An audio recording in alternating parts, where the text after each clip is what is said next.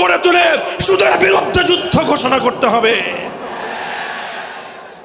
রাজি আছেন তো ইনশাআল্লাহ? আল্লাহ পাক তৌফিক দান করেন। হাত নামান। 3 দফা কর্মসূচি গেল, তালিমে হিকমত সর্বশেষ আলোচনা ও সমাপ্তির দিকে। নবীজির 4 নম্বর কর্মসূচি হলো ওয়ায়ুআল্লিমুহুমুল কিতাবা ওয়াল হিকমাতা ওয়া ইউযাক্কিহিম। ইউযাক্কিহিম অর্থ হলো তাজকিয়া। তাজকিয়ার অনেক অর্থ। তাজকিয়া বলে শুধুমাত্র পীর মুরিদি বোঝানো হয়। তাজকিয়া বলে শুধুমাত্র তাসাউফ চর্চা বোঝানো হয়। তাজকিয়া বলে শুধুমাত্র কিছু ওজিফা আদায় করা বোঝানো হয়। তাজকিয়ার আসল সারমর্ম হলো, একটু লক্ষ্য করে বুঝেন, খুব গভীর এবং তাৎপর্যময় একটা কথা। তাজকিয়ার মূল অর্থ হলো, দেখেন কর্মসূচি ছিল কয়টা? 4টা। 1 নম্বর কর্মসূচি ছিল তেলাওয়াতে কিতাবুল্লাহ, আল্লাহর কিতাবের তেলাওয়াত। 2 নম্বর কর্মসূচি ছিল তালিমে কিতাব, কিতাবুল্লাহ, আল্লাহর কিতাবের মর্ম বোঝানো। 3 নম্বর কর্মসূচি ছিল তালিমে হিকমত, অর্থাৎ আল্লাহর কিতাবের প্রত্যেকটা বিধান, প্রত্যেকটা বিষয়কে প্র্যাকটিক্যাল আমলে পরিণত করা, কার্যে পরিণত করা। কথা ঠিক না বেঠিক? 3 নম্বর কর্মসূচি হলো শুধু আমলে পরিণত করাই দায়িত্ব শেষ নয়, বরং আমলে পরিণত করার পরেও আরো অগ্রসর হতে হবে। 4 নম্বর কর্মসূচি হলো আল্লাহর কোরআনকে নিজের আখলাক এবং নিজের চরিত্রে পরিণত করা। কোরআনকে চরিত্রে পরিণত করা, কোরআনের চরিত্র অর্জন করা। কোরআন যে আখলাকের কথা বলেছে, কোরআন যেই চরিত্রের কথা বলেছে, সেই কোরআনই চরিত্র যখন একজন মানুষ গঠন করতে পারে, এটাকেই বলা হয় তাজকিয়া। এটার নামই হলো তাসাউফ। মুহতারাম হাজিরিন, আল্লাহর নবী নিজের জীবনে 100% আল্লাহর কোরআনকে নিজের চরিত্রে পরিণত করতে পেরেছিলেন। এই জন্য যদি কেউ জিজ্ঞাসা করে আল্লাহর নবীর সিরাত কি, নবীর জীবনীটা কি, বলেন তো? সবচেয়ে সংক্ষিপ্ত অথচ সবচেয়ে পূর্ণাঙ্গ জবাব হলো, কি বললাম? সবচেয়ে সংক্ষিপ্ত অথচ সবচেয়ে পূর্ণাঙ্গ।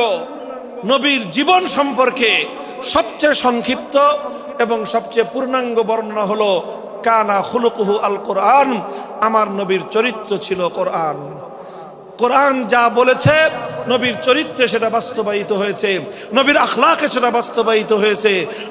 নবীজির কথাবার্তা, নবীজির উঠা বসা, নবীজির আচার ব্যবহার, নবীজির প্রত্যেকটা অ্যাক্টিভিটি, এমনকি চিন্তা চেতনা, সব যখন আল্লাহর কোরআন অনুযায়ী তৈরি হয়, তখন সেটাকেই বলা হয় তাজকিয়া।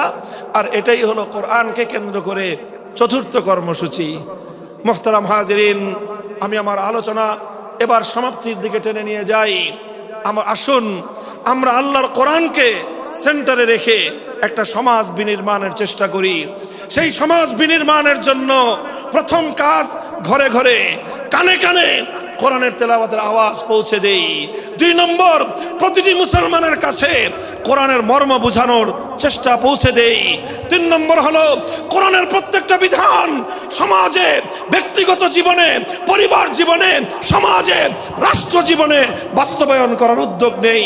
4র্থ কর্মসূচি হলো আল্লাহর কোরআনকে নিজের আখলাক, নিজের চরিত্রে রূপান্তরিত করার জন্য সর্বাত্মক চেষ্টা চালাই। ইনশাআল্লাহ রাজি আছি তো? ইনশাআল্লাহ রাজি আছেন তো?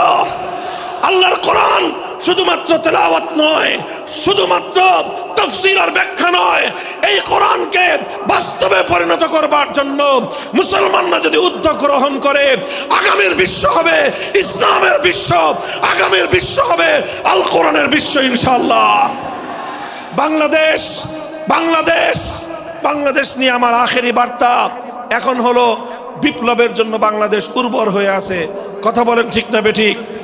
বৃষ্টির পানি পড়লে যেভাবে শীতকালের পরে বৃষ্টির পানি পড়ার সঙ্গে সঙ্গে ফসলের মাঠ যেমন চাষাবাদের জন্য উর্বর হয়ে যায়, আবু সাইদ, মুগ্ধ, সিফাত হাসান, এভাবে আমাদের অসংখ্য অগণিত বীর শহীদদের রক্ত ভেজায় বাংলার মাটি এখন ইসলামী বিপ্লবের জন্য উর্বর হয়ে আছে।